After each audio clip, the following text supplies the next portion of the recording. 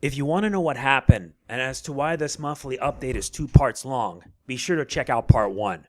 Now let's get to what really matters, okay? Okay. Welcome to my August 2021 monthly channel update. If you can tell by the title, you can probably guess how this is going to go down. Title of said update is Weya Uncorrectable Error, and seeing that really gave me a goddamn scare. That's the reason why this is a 2-parter, because there's so much to explain and so much to tell.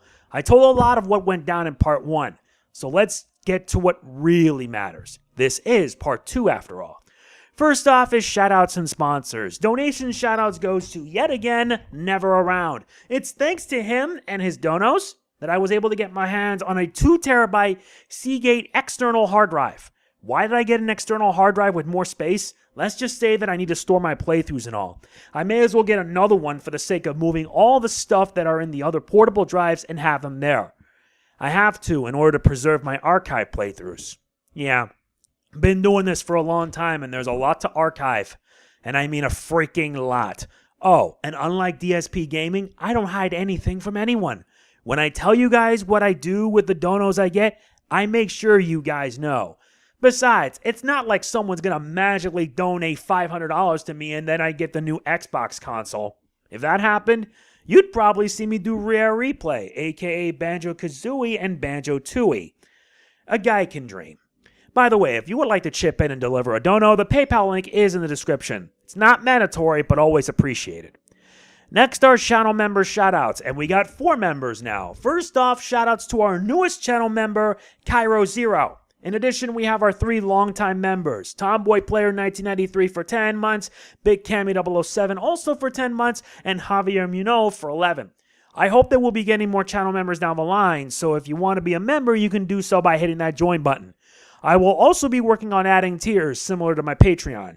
It'll start at bronze all the way to the highest at diamond. And like with my Patreon, diamond tier patrons, or rather diamond tier members, can request any game they want me to do. I'm dead serious. Like with the donos, this isn't mandatory, but it's always appreciated if you do. Last but not least, special thanks to the proud people at Japan Code Supply for sponsoring this video. Want to save money when you order? Head to their website and use the code word MegaNG to save $3 off orders over $50.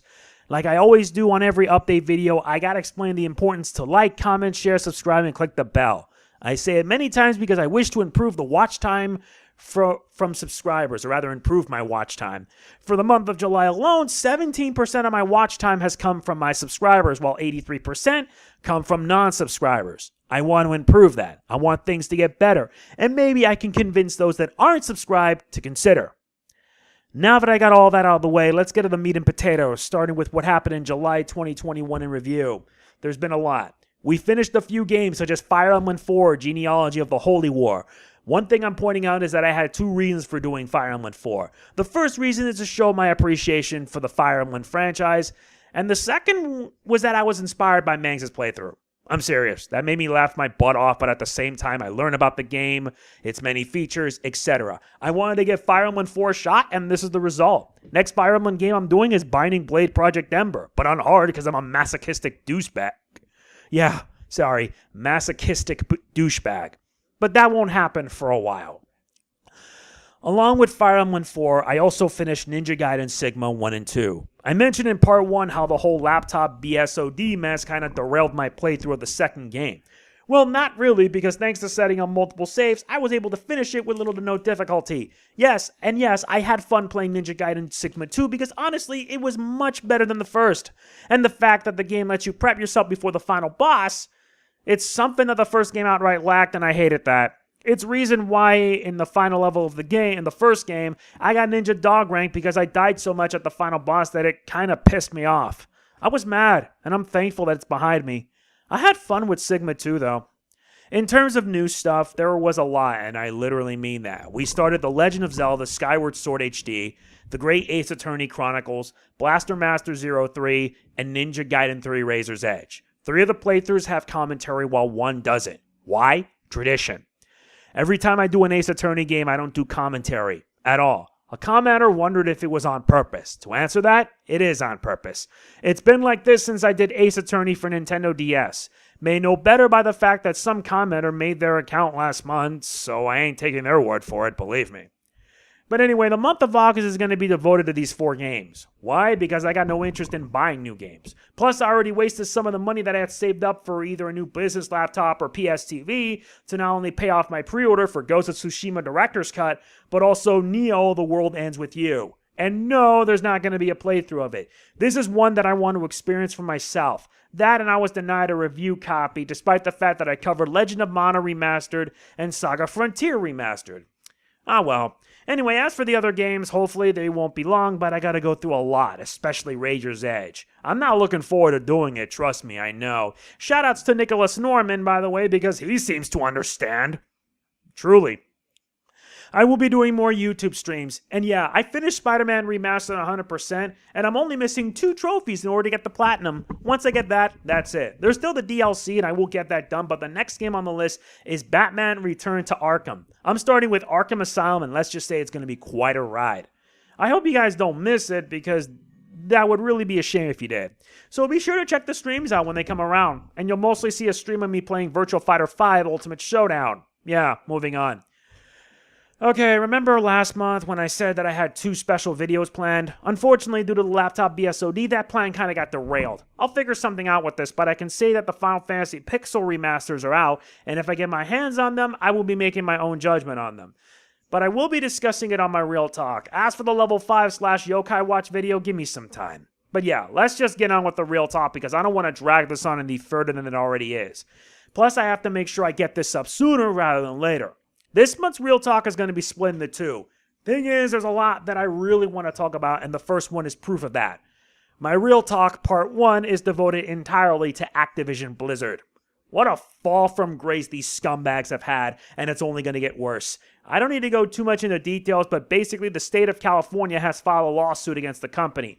What follows after that is a massive train wreck. With every passing day, more and more of the truth is being revealed.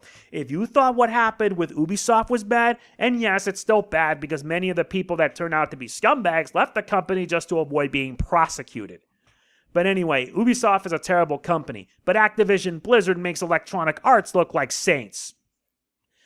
That's why I'm making a difficult decision.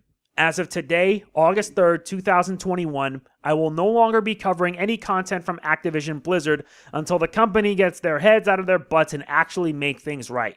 Not only for their employees, but also the consumers. You guys know that I've covered many of their games, whether it be Crash Bandicoot, Spyro the Dragon, Hearthstone, Overwatch, and yes, if I wanted to, it would have added Tony Hawk's Pro Skater. Not that it would matter because I would have to turn off the music for fear of copyright. But yeah, my point still 100% stands. I will no longer be covering any content from Activision-Blizzard going forward. With Arc System Works, however, With Arc System Works, it was because they took a knife and stabbed my channel repeatedly until I had to plead to them to remove the strikes. But I don't regret doing the BlazBlue games. Not at all. But with a company like Activision-Blizzard, I can't. They've done so much damage that I really can't support them anymore. I just can't. And the sad thing is, I actually wasted almost $90 on getting the $90 bundle in Hearthstone. This is the last time I'm spending any money on these guys. I just can't anymore. After this, no more. I just can't. Now for the second one. And it's more or less on the Final Fantasy Pixel remasters. So yeah, they finally come out and I'm very tempted to give them a try. Truly, I am. I've seen videos about them. People have mixed opinions on them, but for me personally, I wish they would have come for consoles like PS4, Xbox One, and Nintendo Switch. That would have just convinced me to not only buy those games, but cover them. But if I had anything to say regarding them, it would be that they need to do the following things to make me want to get it. First, bring it to consoles. Seriously, Square Enix, would it kill you to realize that there is a demand for games like these? Having them on consoles would give people a reason to spend money. I would buy it. Hell, I have Final Fantasy 7, 8, 9, 10, 10, 2, and 12 on my PS4 and Nintendo Switch. Having these pixel remasters would be awesome to have. But hey, if you can't even do something as simple as that, I could at least enjoy the old GBA Final Fantasy games. I just need to net me a GBASP for it though. Second, and this is important, fix the font. Seriously.